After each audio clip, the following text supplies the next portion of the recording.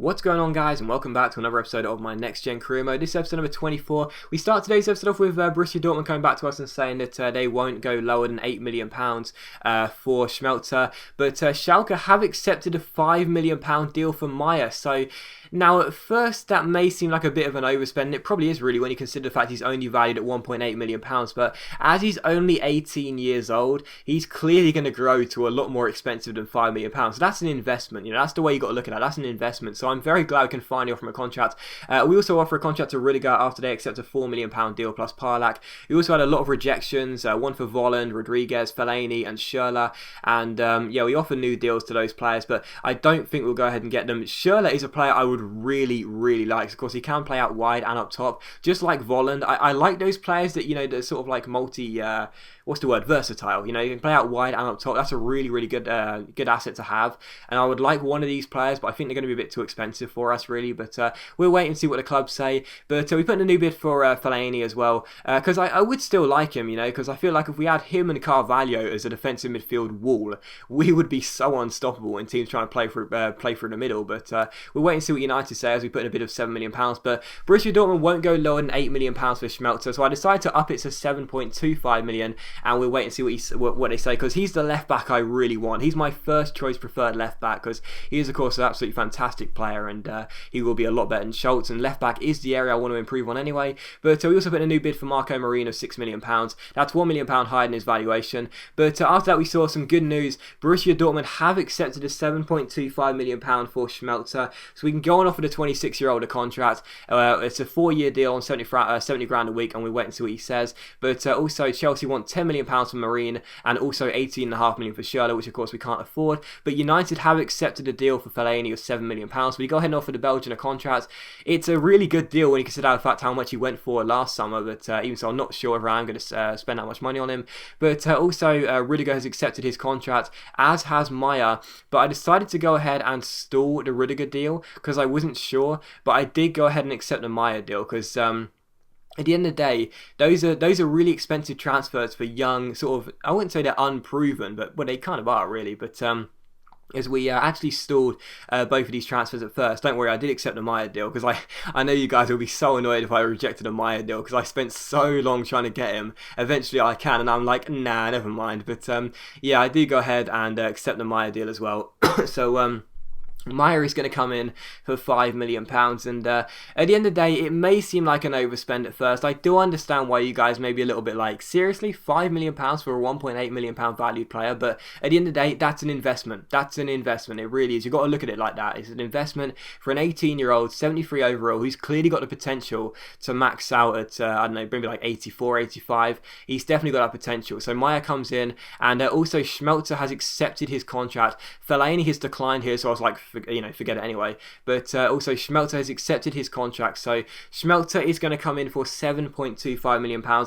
Left back was my most cared about position this year for a new player, because of course Schultz was our weakest link of the side, and Schmelzer has came in, and I'm very happy with it as well, because as you'll see, he's 80 overall, he's only 26, so he's clearly got a few good years at the top, and he's got some really good stats. 85 stamina, which I like as well. Great balance stats, really good fullback, and I'm very happy with that. So Schmelzer comes in, and I know to some people you'll be sitting there thinking, you sell a striker for, you know, £10 million, and then you sign a left back for £7.25 million. Really, like, wouldn't you rather sign a player who's sort of more flashy, if you will? But at the end of the day, I don't care for flash. Like, I just want to get the best team, and you know, Schmelzer comes in, he's a really good left back, and you know, 7 ratings higher than Schultz, and you know, a very decent player. He was my main target. I'm very glad I've signed him. So yes, we finally brought some players. You guys must be in shock. You know, we finally brought some players for the first time in a very long time. Not just loaned them, but bought them. So yeah, Schmelzer comes in, as does Meyer, and I'm very happy with those two deals. But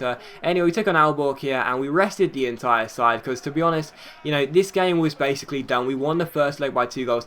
Aalborg didn't threaten us whatsoever, and our qualification into the Champions League League group stage look all but assured, but they almost scored in the 41st minute. Jakobsen got played forward here over the top, but Alphonse Areola, making his debut, makes a good stop for us in goal and keeps the score at 0-0. So a good save by our goalkeeper, and it's still 0-0. In the 45th minute here, you see we played a ball out wide towards Werner. Down the right hand side, he takes on number 3, beats him with the step over, tries to catch the goalkeeper out, but his shot goes just over the bar, and it's still 0-0. But we were threatening very well and looking very menacing, really. Even though we didn't need to score, just not concede 2 or more goals would be okay. We were still looking quite threatening. But in the 45th minute, straight from kickoff, Baum Johan gets on the ball, gives it to Vandenberg. He slides it through towards Werner, down the left hand side. He beats his man, goes through 1-on-1, chips it over the goalkeeper, and a man on the line can't clear it away, and he makes it 1-0. So it's 1-0 to us in the 47th minute. It's his first goal since arriving on loan from Stuttgart. He is going to be a fringe player, but even so, he does look quite decent for the future, and he makes it 1-0 here. And in the 74th minute, they would have another chance here, but their header was well saved by Areola. So 2 good stops by a goalkeeper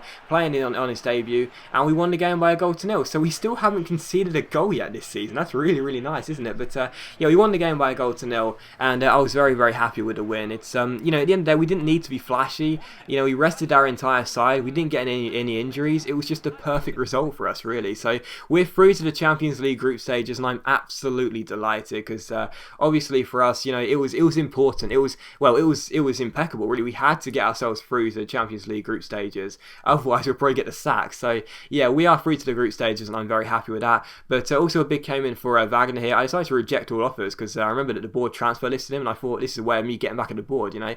And after that, they put Brooks on the transfer list, and I was like, really? Are you so that goddamn impatient, seriously? But also we got £1.3 million for qualifying for the Champions League group stages, so that'll help. A bit more money, a bit more cashish, and also as Meyer is coming to the club, I decided to go ahead and put in a bid for Goretzka here. So we put in a bid for Leon Goretzka, and this guy's a very, very versatile player, so we put in a bid of £2 million, and we'll wait and see what they say, because I know it's probably a little bit too cheap for them, really, because they'd like a bit more money. You know, Meyer was valued, I think, the exact same, actually, or maybe 100 grand more. We had to pay £5 million for him, so they'll probably want a bit more money than £2 million, but we'll wait and see what Schalke say. Wouldn't mind getting Goretzka, and also we put in a bid for Mustafi here.